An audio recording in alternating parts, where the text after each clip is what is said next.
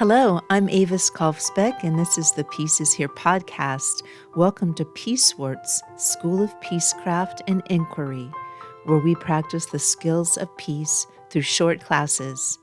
We take the peace work seriously, but not ourselves. If you're joining us mid-school year, you're not late. Orientation begins at episode 198.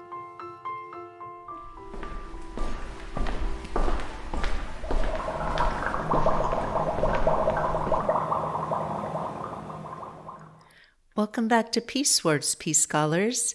This is Social Chemistry 101 in the lab. Today we are discussing the Humanizing Formula.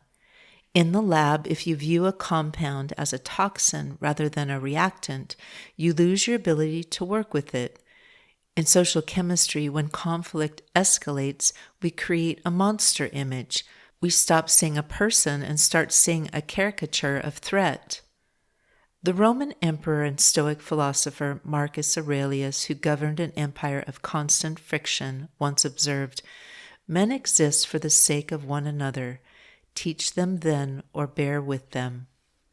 The entry, Empathy Mechanics and the Villain Script. We begin with the monster image. Under threat, the brain performs a cognitive shortcut to conserve energy.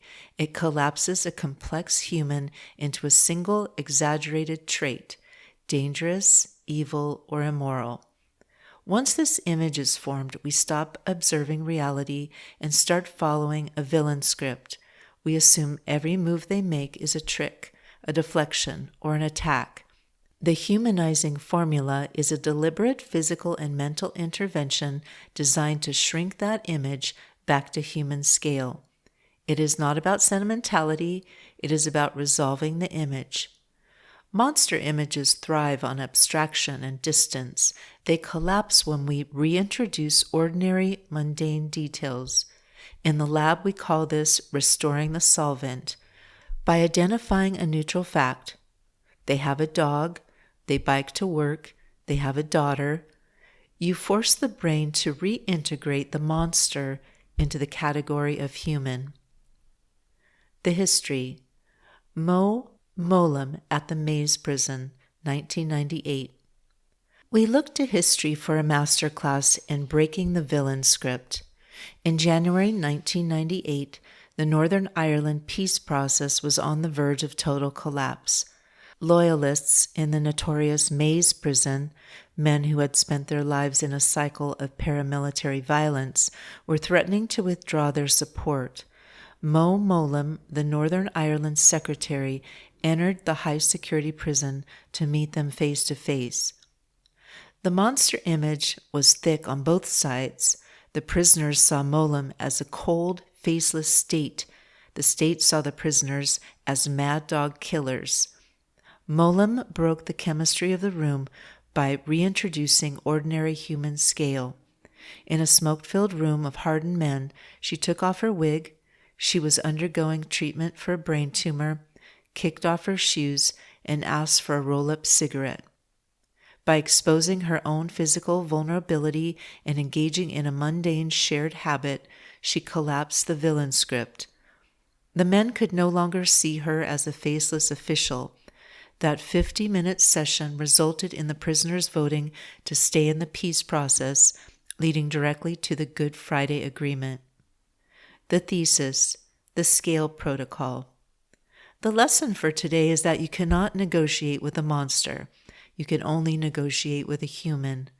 To apply the humanizing formula, we use the following protocols. 1. Identify the ordinary detail. Find one neutral, non-conflict fact about them. Focus on the physical reality. They are breathing, they have a pulse, they are susceptible to heat and cold. 2. The vulnerability pivot. Like Mowlam, identify a way to show a small, non-threatening piece of your own humanity. Admitting a simple need, "I'm actually quite thirsty," can force their brain to recalibrate their threat math. 3. Breaking the script. If they expect you to attack, ask a question. If they expect you to deny, acknowledge a small point. A single unexpected response forces a re-evaluation of the monster image. 4. The name anchor. Use their name. In conflict, you is a weapon, but a name is a social bond. Referring to someone by name activates a different neurological pathway than referring to them as the opposition. The Commons Forge. How does the humanizing formula sustain a world of sharing? When community disagreements escalate, dehumanizing caricatures turn neighbors into enemies, replacing public collaboration with ideological warfare. A civic commons cannot function when participants view each other through monster images. By reintroducing mundane details, breaking villain scripts, and acknowledging shared humanity, a peace scholar restores the social solvent.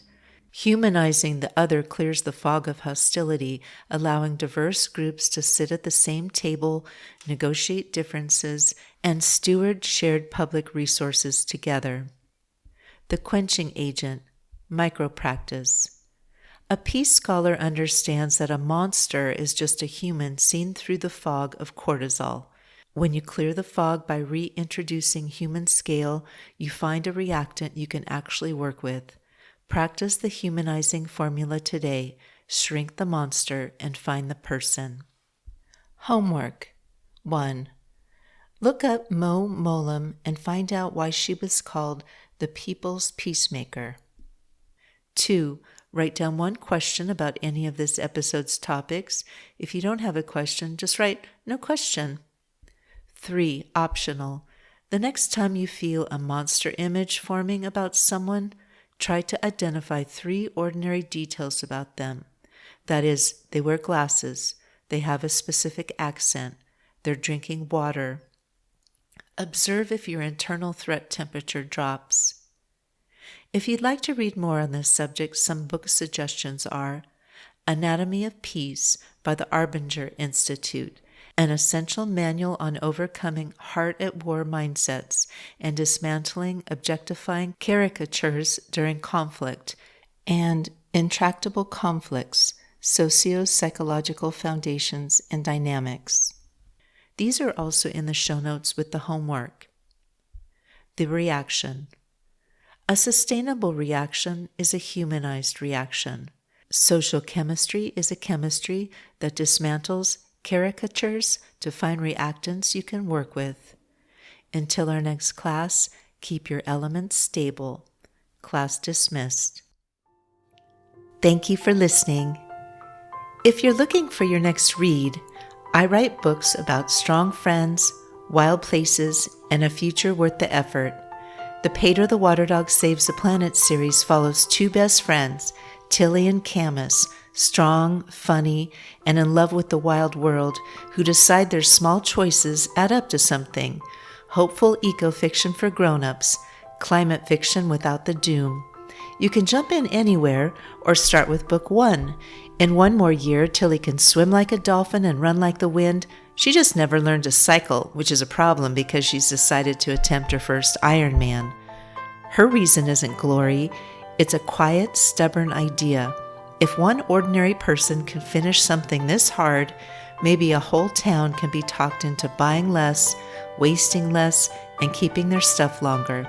1 more year. To pull it off, Tilly leans on her best friend and coach Camus, tattooed, tequila-loving, and exactly the voice you'd want yelling at you from the shore, plus a gruff, retired cycling pro hiding out on a private island, a pack of maverick mountain bikers, a salty old pirate named Ike, and Pedro, her devoted water dog.